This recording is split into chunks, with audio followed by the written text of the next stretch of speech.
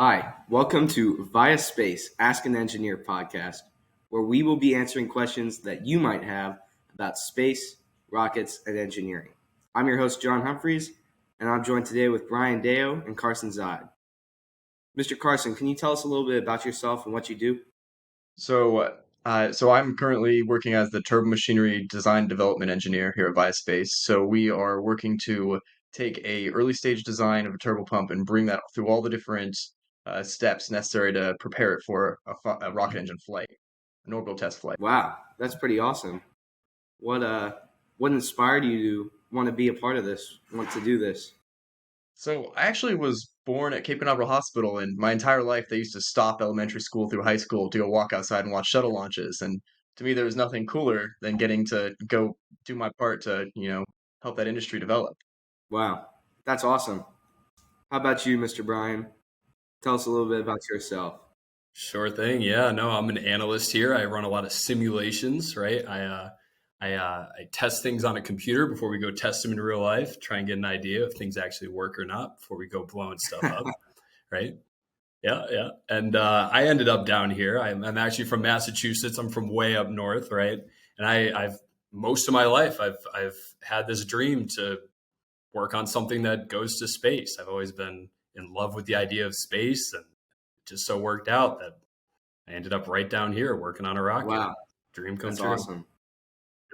Well, today we have a couple questions from the audience, so let's get started. One of the first questions we have is, what is a propulsion engineer? So a propulsion engineer is kind of a umbrella term for all the different types of engineers that come together as a team to build and develop the propulsion system, specifically of a launch vehicle. So that includes design, analysis, testing, and you essentially you're going to have you're going to have propulsion engineers through all the different paces of clarifying and testing propulsion system for flight. So, uh, Brian, if there's anything else I missed on that. No, that's really all it is. I mean, we have tons of different types of engineers here. We have people that do the electrical systems, the structure of the rocket, right?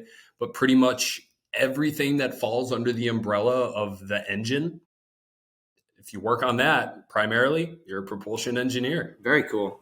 Very cool. That's awesome. Mm-hmm. Well, another question that we have is, what is a hybrid engine? Sure, yeah. Here, I'll take the lead on that one. So, there is liquid bipropellant rockets, right? That's the bread and butter of the industry right now. That's SpaceX, that's NASA. That's when you take a liquid fuel, you take a liquid oxidizer, you shoot them together, light it, boom, right? Big flame. And then we got solid fuel. It's almost like a firecracker, right? It's just something solid where you light it, and you can even throw a firecracker like in a lake, and sometimes it'll still blow up because there's oxidizer in the fuel, right? Whereas what we're doing is a hybrid. It's a little bit of both. So we have a solid fuel and we shoot liquid oxidizer in there. So it's a mixture of both. We get the advantages of both systems and the advantage of both without the downsides of either one. Right. What would you say is like the biggest advantage to using a hybrid engine? Oh, it's definitely safety and reliability. Definitely that. Our rocket can't explode. Our fuel, zero explosive or zero TNT equivalency. Wow. Carson knows a good bit about that. You want to speak to that, Carson? Absolutely. So, whereas you think of something like gasoline, I'm sure you may have heard that gasoline's liquid actually doesn't ignite, but the fumes will. So, if any fumes coming off gasoline, it will combust. Where our solid fuel, polyethylene, very very similar hydrocarbon, if it actually, in order for it to combust, it needs to do something similar. It needs to actually break into very small pieces like a gas and have enough surface area to react. And because it's in a solid form, there's multiple steps where you have to add energy to the process, and it takes a significant amount more activation energy to actually have a chain combustion reaction. And a chain reaction can only be supported for polyethylene when there's both that added amount of heat continuously being put into it, a large amount of mixing, and a very high pressure source of Wow. oxygen. So yeah, Part of the reason we're using a laser to ignite our yeah. engine. It's about as difficult to transport our fuel as it is to transport milk cartons. So it's very stable. Wow. Now you mentioned using a laser to ignite the engine. How does that Mhm. work, and what is the benefit of doing that? Okay, so the laser to ignite the engine, essentially we have a smaller hybrid engine that we can modulate and regulate separate from the other engine, and that gives us more reliability. But primarily, what you're asking, it's the laser will impinge upon the side of the fuel, like if you have this column of solid rocket propellant for a hybrid, a central core that's open, the laser will impinge upon the fuel, and you'll flow a small amount of oxygen in to give it just enough to start producing a fuel-rich combustion gas. And it's key to have it fuel-rich because once you take that gas and then pipe it into the next main chamber, it's so hot and so full of fuel already that when it hits the main chamber, just the oxygen in that chamber can actually cause it to start burning, just Wow. ambient air. But we further push that forward by injecting a little bits of oxygen too into the main chamber, and then you just kind of feed it until it grows and takes over the whole chamber. Right. Wow. And there's a lot of ways to accomplish that people have done throughout the years.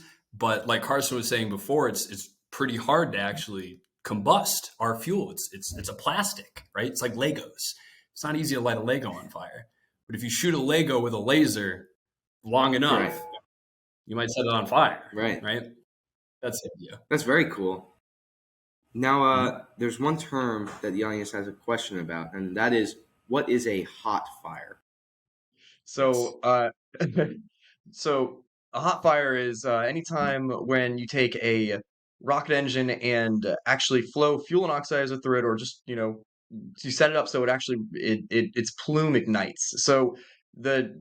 comparison, I guess, why they call it a hot fire versus like a what is I guess colloquially referred to as a cold fire or a cold flow is when you're just sending the cold propellants into the engine and letting those pump through at the high speeds and not letting them ignite. So hot fire was kind of coined as like the opposite of the first thing you do, the test flow, the cold flow, and then you do a cold flow and then a hot fire.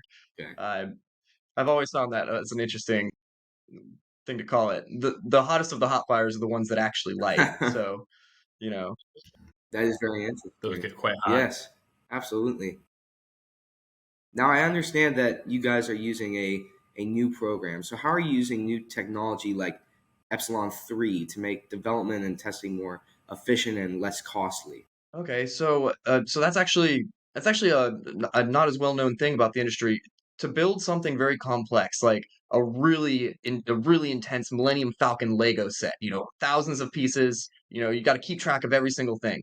And if you make a mistake and you have to go back and take things apart, the thing that's so useful is having those clear steps that you can just step back and forth through, and having the ability to look at those pictures in the book that actually give you maybe someone who's not like a expert on this. They didn't design this specific system, but they're a very skilled technician.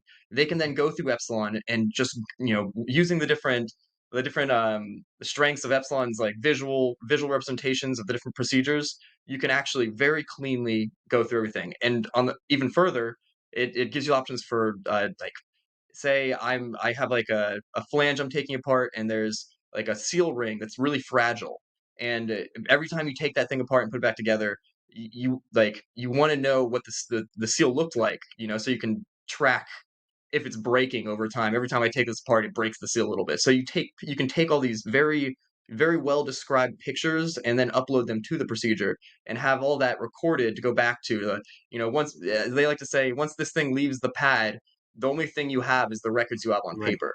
If you're trying to diagnose a problem in orbit, you need to go back through and look at all the different pictures you took, look at all the different assembly steps, and be like, oh wait, that one valve that was supposed to be turned like this in this picture, you can see that it's not turned right over here. So that's the problem. We just need to reroute it through this system, and we can still have a successful mission. So Epsilon 3 has really enabled quite a bit of organization, and it just streamlined our Wow. operations.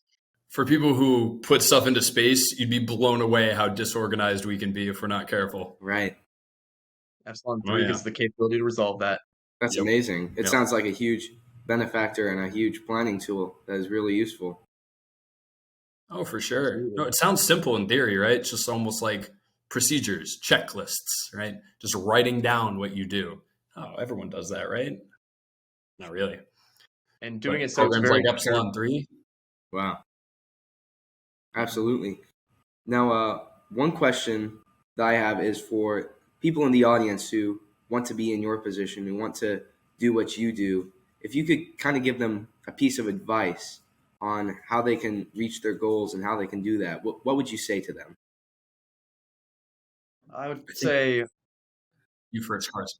Okay, sure. So I think the biggest thing, and I really noticed this when I started working here, the biggest thing is just uh, drive. And really, it's how do I put it? A love.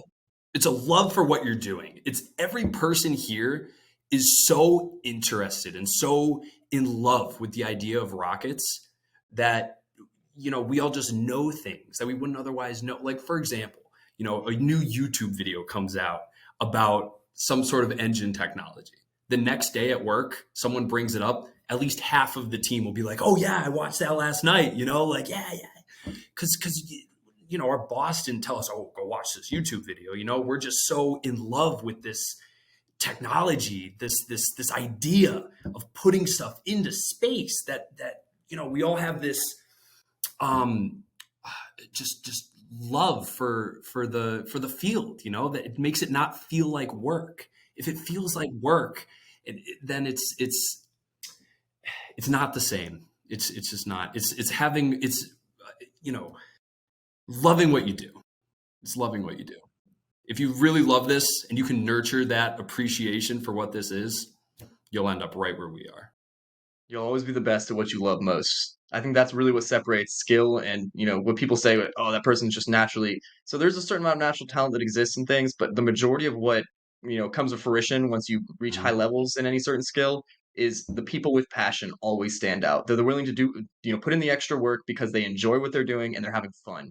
And It's that's key. passion. Yep. But, to answer your question really directly on what can really set you up early on, I would say having that passion and finding mentors with a similar passion is absolutely key. You think you're asking for something extra from someone when you say, "Hey, I'm really looking for mentorship. Like, would you be willing to mentor me?" It's the opposite. People who have all this experience and knowledge, they seek so heavily people to pass that knowledge down to. They crave that. So Mhm. never feel bad about asking for mentors and asking for just advice on how to get where, like, this is where I am. This is a person who is where I am. Ask them how they got there and just find mentors.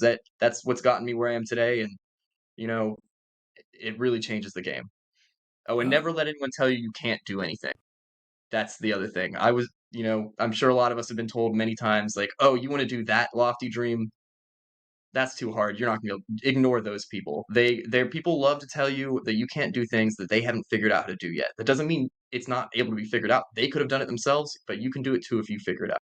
Wow. So, Yeah. What great pieces of advice for those people out there, and really anyone looking for anything. Um, and thank you so much, Mr. Carson, Mr. Brian, for being here. Of course. Thank you to the audience thank for you. joining us today on Via Space Ask an Engineer podcast. Make sure to go like, subscribe, and follow on all platforms at Vaya Space. That's VAYASPACE. And if you have any questions, feel free to send them into media@viaspace.com. And any last Thank, words? Thank you for joining us, John. It's been a great Absolutely. time. Thank you so much. thank you. Such a pleasure. Again, I'm John Humphreys, and we look forward to seeing you guys next time.